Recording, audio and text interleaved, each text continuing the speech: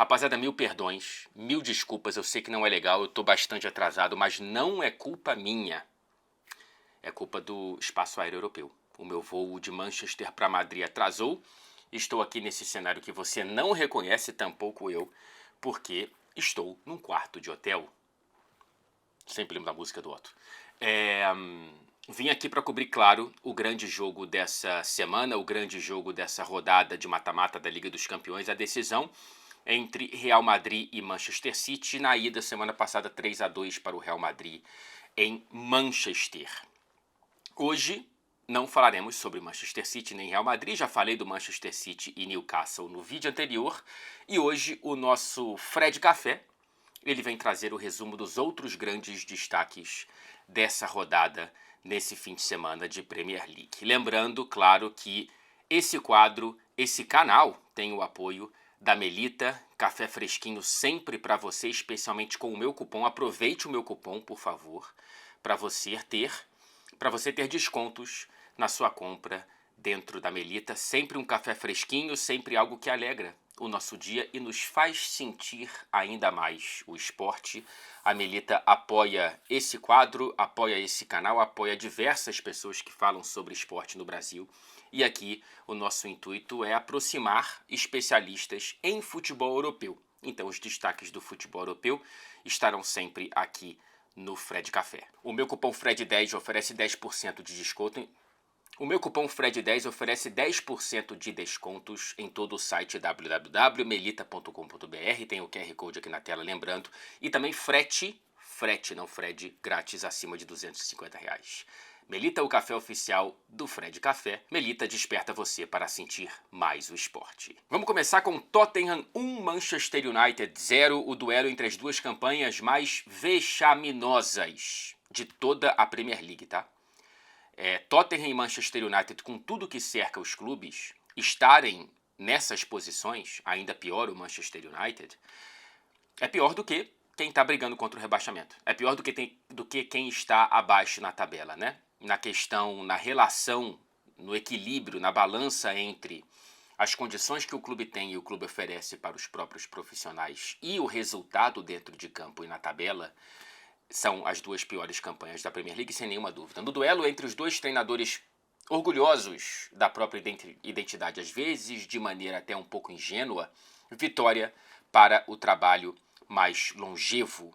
E no duelo entre os departamentos médicos, que geralmente estão mais cheios do que os próprios bancos de reservas, derrota para quem se tornou o maior susto antes do jogo. Pois é, durante uma semana rara e valiosa de treinamentos, foi no próprio CT do Manchester United que Rubem Amorim perdeu alguns jogadores. Diallo fora da temporada é a pior notícia possível. Não consigo imaginar outro jogador, nem mesmo Bruno Fernandes, que pudesse trazer um sentimento tão ruim por ter essa lesão nesse momento até o fim da temporada. Então é uma pancada muito forte a ausência do Diallo. O Mainoo está afastado por um plural de semanas, o que também não é uma notícia positiva. O Gart e Collier também se machucaram nesses dias que deveriam dar boas notícias, né? Porque foco nos treinamentos, foco numa possível integração maior da ideia, da filosofia do Rubem Amorim ao grupo, e ele perde jogadores que vinham sendo muito importantes, especialmente, repito, o Diallo. No total, o Manchester United viajou para Tottenham, para o jogo contra o Tottenham, para Londres, com 12 jogadores do elenco profissional afastados por lesão. O Tottenham já se acostumou com isso, né? O Tottenham, ele viveu essa penúria de jogadores que o Manchester United não vivia desde a temporada passada com o Ten Hag por muito tempo, né? Teve que se acostumar com 2 dígitos de lesões por alguns meses nessa temporada. É uma defesa do Andy, inclusive, dizendo que o resultado está diretamente relacionado com o número de lesões. Eu concordo em partes. Acho que poderia estar com uma campanha melhor mesmo com essas lesões. Há outros clubes com lesões, tanto quanto o Tottenham, que estão com campanhas melhores do que o Tottenham, enfim. Mas para esse jogo, o Andy teve 2 retornos que acabaram sendo fundamentais dentro de campo. O Vicário, que parou tudo que foi no gol. Muito bem o Vicário, é um dos meus goleiros preferidos de toda a Premier League, estava sentindo falta dele. E o Maddison, que fez o único gol da partida e aproveitou para jogar dardos em Roy Keane. O Roy Keane, comentarista da Sky Sports, ex-jogador do Manchester United, ele disse durante a semana, com aquela acidez de costume, que nenhum jogador do Tottenham provavelmente estaria muito ansioso pelo retorno do Maddison, dando a entender que o Maddison não é um cara que decide jogos. Ele decidiu esse e jogou uma dardada no Roy Keane. Figurativamente falando, claro, ainda bem. O jogo foi tudo que eu esperava, tá? Especialmente porque foi um jogo ruim. Quem viu o jogo viu porque era o duelo entre as duas piores campanhas da Premier League, entre os dois piores times do Big Six. Cada time entregava tanto campo para o outro que dava para ter feito uma reforma agrária. Era muito espaço em campo, era impressionante. Em certo momento no primeiro tempo, era um lá e cá que trazia entretenimento, mas ao mesmo tempo trazia uma sensação de que as defesas estavam ou mal montadas, ou mal postadas, ou rendendo mal, ou tudo junto, assim. Parecia algo fácil demais. Sabe quando você percebe que o jogo está tendo muita chance, muito mais por um problema defensivo de um ou dos dois times do que por uma qualidade ofensiva? Eu acho que foi esse caso. Muitas chances criadas em defesas muito frágeis, especialmente a do Tottenham. Teve que contar com o Vicário mais do que o Manchester United teve que contar com o Onaná. Aliás, a diferença no placar veio muito também pela diferença dos goleiros, né? O Onaná falha no gol, no rebote do Bergvall. E o Vicário não deu essa chance para nenhum atacante do Manchester United. Mas também houve muito espaço para os atacantes do Manchester United, muitas chances desperdiçadas, especialmente porque o setor ofensivo do United é um setor que não traz muitos frutos. O Højlund não tem uma afinidade muito clara com o gol, pelo menos ainda, é muito jovem. O Zirkzee estava jogando mais recuado, uma habilidade bonita de se ver, mas pouco produtiva também. Até porque ao redor dele ninguém estava rendendo muito bem, ninguém fazia daquelas boas jogadas algo de fato efetivo, né? Eficiente. O Garnacho, por exemplo. O gol perdido pelo Garnacho é algo que não se perde. E ele vive, enquanto jogador, nesse ponto da carreira, um hiato tão comum quanto agoniante no futebol, que é o jogador que quando sai do banco entra e parece afiado demais para continuar na reserva, e quando começa o jogo parece errático demais para voltar a ser titular. Então quando ele é titular ele decepciona, quando ele é reserva ele cria uma provocação que o faz ser titular nos jogos seguintes. Talvez seja algo normal da juventude, mas o Manchester United, minhas amigas e meus amigos, está na 15ª colocação e não tem mais tempo para esperar por nada. A melhora é imperativa e é urgente. Ao mesmo tempo, nesse paradoxo, não tem muito mais o que fazer na temporada dentro da Premier League, né? É escapar de uma vergonha ainda maior, que essa, que já é a pior colocação do Manchester United na era Premier League. A minha sensação é que está todo mundo meio dormente. O Manchester United estar na 15ª colocação deveria, não sei, cara, causar uma erupção, mas não causou. Sabe? Existe algo, um processo longevo aí das pessoas não esperarem mais grandes coisas do Manchester United. E considerando o contexto específico de um início de trabalho do Amorim, em que ele apertou o botão de reset, isso também aumenta um pouco a compreensão e a paciência, mas, cara, é muito esquisita essa dormência. O Amorim ele chegou para mudar tudo, ele realmente mudou muita coisa, mas ele tem apresentado resultados piores do que os antecessores. O Sofrimento ele já estava contratado por mudar tudo no meio da temporada e escolher um treinador que queria fazer isso, né? O Amorim queria entrar só no fim da temporada, a diretoria falou, e agora ou nunca? Ele falou, então vamos agora, mas tem Sofrimento, o Sofrimento já estava garantido, mas a sensação de involução não. A atuação do United não foi das piores. Perdeu muitas chances e poderia ter conseguido um resultado melhor. Ter saído com um empate ou até com uma vitória. Mas não é uma atuação que me dê garantias ou me ofereça esperanças de que as coisas estão dobrando a esquina e mudando para melhor. Esperemos. O Amorim tem problemas, mas ele não é o maior problema. Lembremos que o Manchester United é o segundo clube inglês que mais investiu em reforços na última década. Só investiu menos que o Chelsea.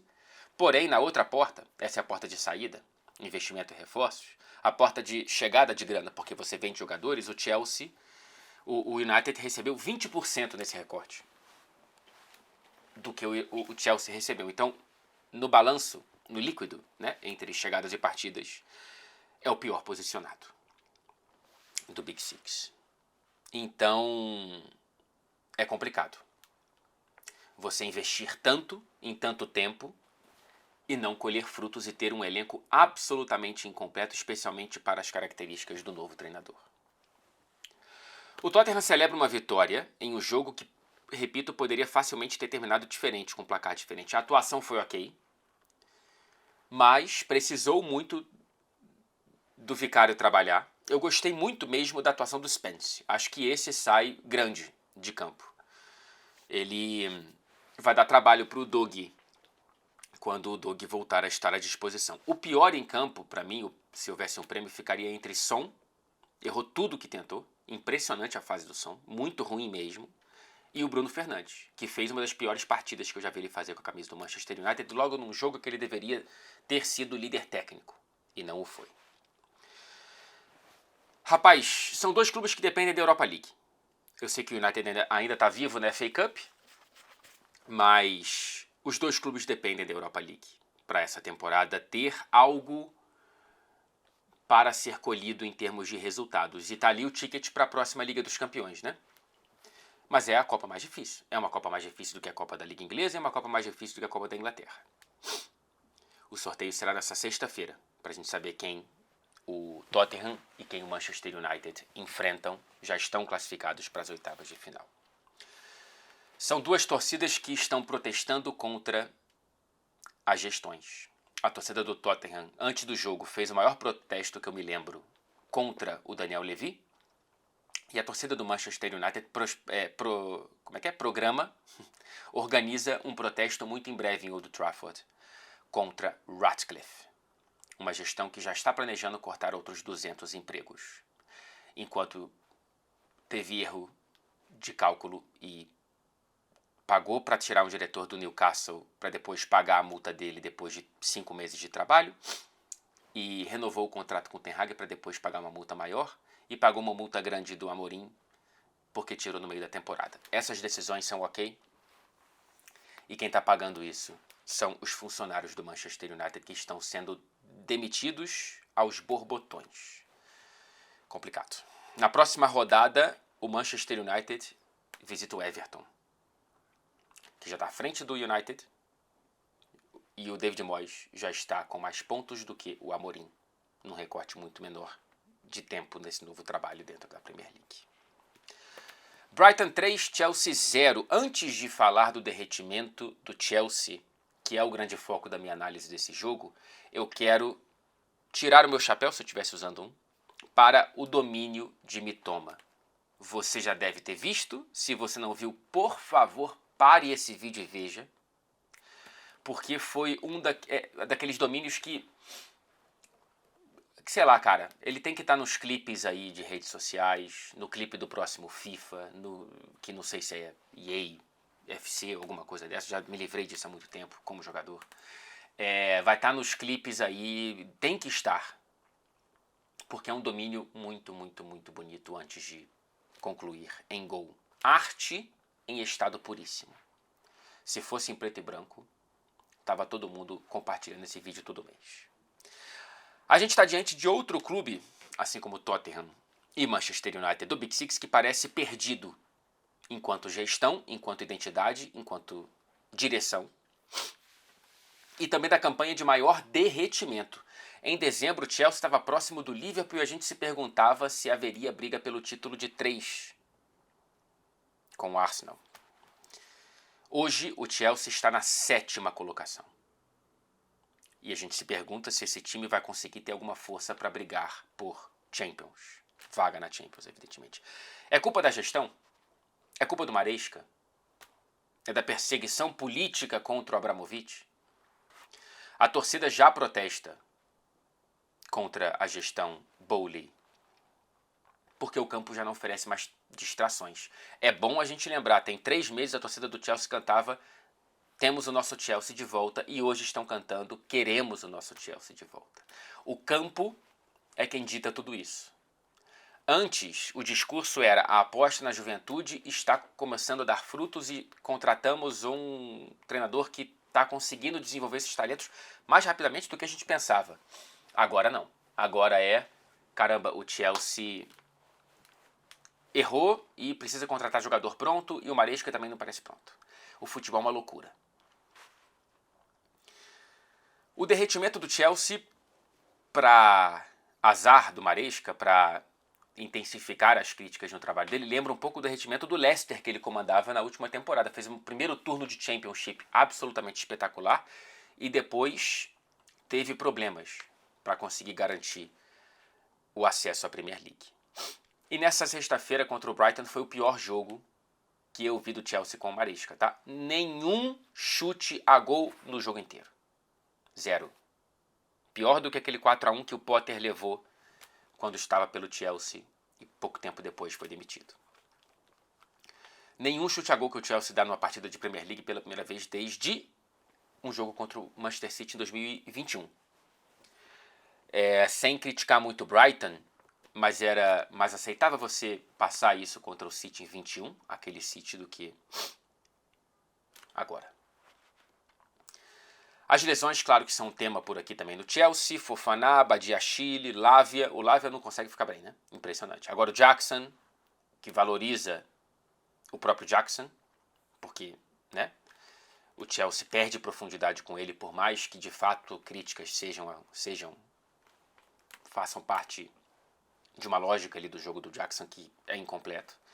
O Gil, que veio do Barcelona, também está machucado, quer dizer, formado no Barcelona, que estava nos Estados Unidos, né? Não vou lembrar. E também o Madu aqui, agora. O Palmer teve que jogar, por exemplo, de falso 9 porque o Chelsea está sem 9. E eu espero que não vejamos uma repetição desse posicionamento do Chelsea, do Palmer no Chelsea tão cedo. Não faz sentido, na minha cabeça, você reposicionar o seu melhor jogador. Eu sei que o Palmer não tem conseguido brilhar tanto quanto ele brilhou até dezembro, mas um reposicionamento não me parece estar como uma possibilidade de solução. Ainda assim, apesar de todo esse furacão, brigar pelo G4, que pode ser G5, ele está para o Chelsea no limiar entre uma obrigação e um passo maior que a perna. Outro paradoxo que a gente tem aqui. Que é natural para mim a estratégia. Quando você aposta na juventude, mas ao mesmo tempo você gasta muita grana nessa juventude, você tem esse paradoxo.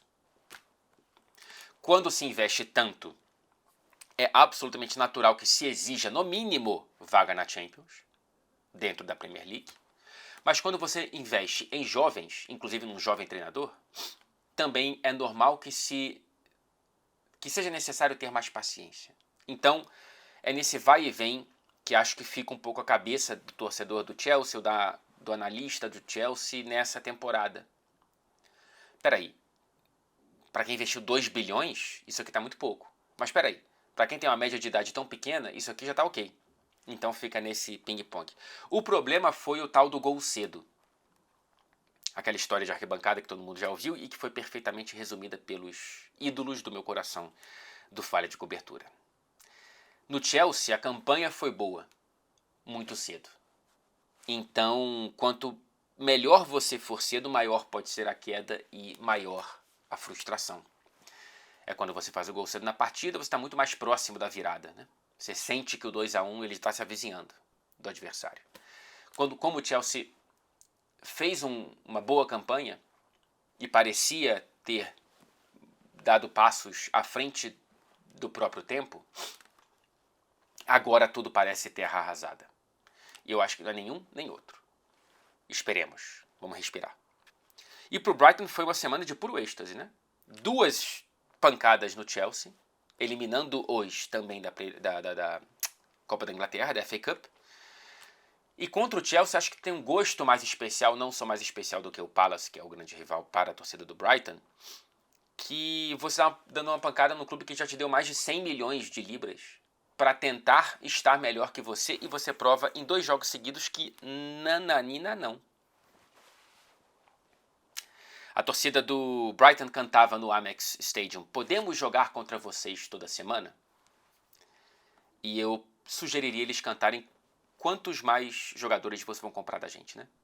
Porque eu fico me perguntando quantos mais o Chelsea vai tentar tirar do Brighton para tentar ser um pouco de Brighton. A torcida do Chelsea protestava, cantava o nome do Abramovich e cantava queremos o nosso Chelsea de volta em dezembro. Repito, cantava já temos o nosso Chelsea de volta. Cara, é uma loucura o futebol e o Chelsea também é uma loucura. A personalidade do Chelsea é de um clube de grandes campanhas que batem em grandes títulos. Dificilmente você vê o Chelsea sendo o que o Bowley quer que ele seja. Um Red Bull 2.0, um clube formador de jogadores.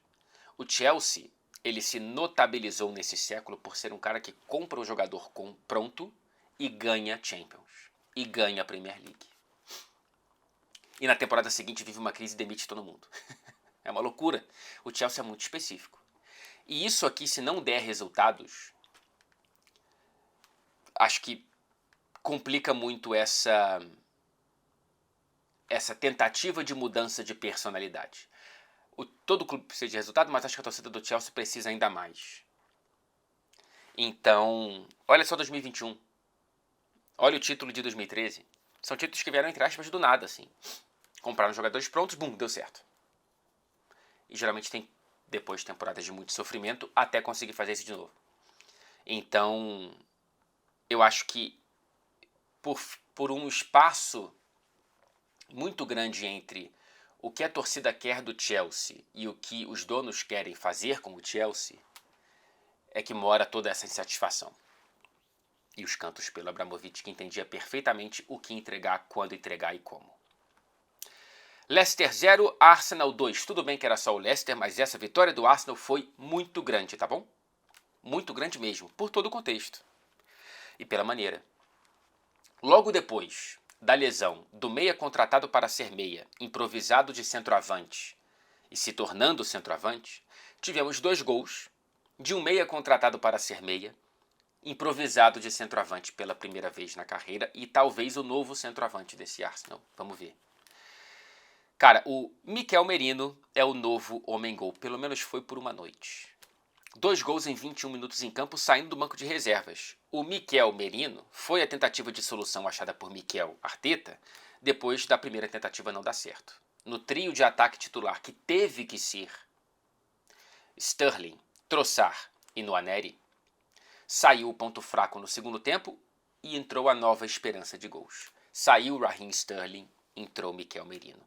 O Sterling ainda tem, provavelmente por obra do destino, chances e mais minutos em campo do que merece para tentar provar que é algo diferente para ajudar esse Arsenal, porque até agora ele não conseguiu fazer nada e eu tenho minhas dúvidas se conseguirá. Tenho minhas dúvidas se o Sterling ainda consegue uma temporada em alto nível. Eu acho que não. Pelo menos para o Arsenal é um empréstimo. Só que nesse momento ele precisa render, porque o Arsenal não tem muita gente. Aliás, além do Merino, o Arteta trouxe outros 2 nomes que podem ser testados na posição. O Calafiori, por característica, e o Saliba, por desejo. O Saliba se ofereceu. Eu não acho que o Arteta vai colocá-lo ali em nenhum momento. O Calafiori talvez. Tudo isso está acontecendo porque as lesões talvez sejam o principal tema da temporada do Arsenal. É muito azar também. Jesus e Havertz fora da temporada. O Havertz num lance bobo no treino lá em Dubai, que era para melhorar o time, acabou piorando. O Saka talvez volte apenas em abril. Não querem correr para não ter chance de reincidência, e eu acho que estão corretíssimos.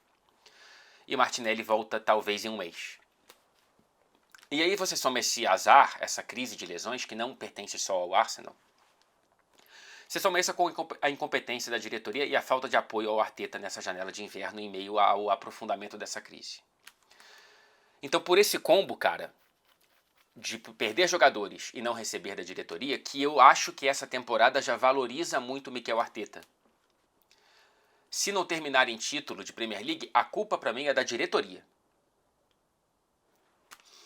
E você fique muito atento, porque vai ter muita gente perseguindo o Arteta, vai ter muita gente falando que o Arteta pipoca, que o Arteta não consegue entregar título para esse Arsenal. Eu sei que, olhando pela superfície, se terminar com o Liverpool, como eu acho ainda provável, vai parecer esquisito para o Arteta que o Slot tenha acabado de chegar, acertado tudo e sido campeão. Mas essa temporada do Arteta, ela é muito boa para as condições que lhe foram dadas. Se ele estivesse jogando pôquer, ele pegou uma mão muito ruim e está conseguindo fazer um jogo muito bom e conseguindo reter fichas e sendo efetivamente o único clube que briga com o Liverpool pelo título da Premier League. Ninguém conseguiu, em meio a todas essas lesões e as faltas de contratações. Então, o Arteta ganhou pontos comigo.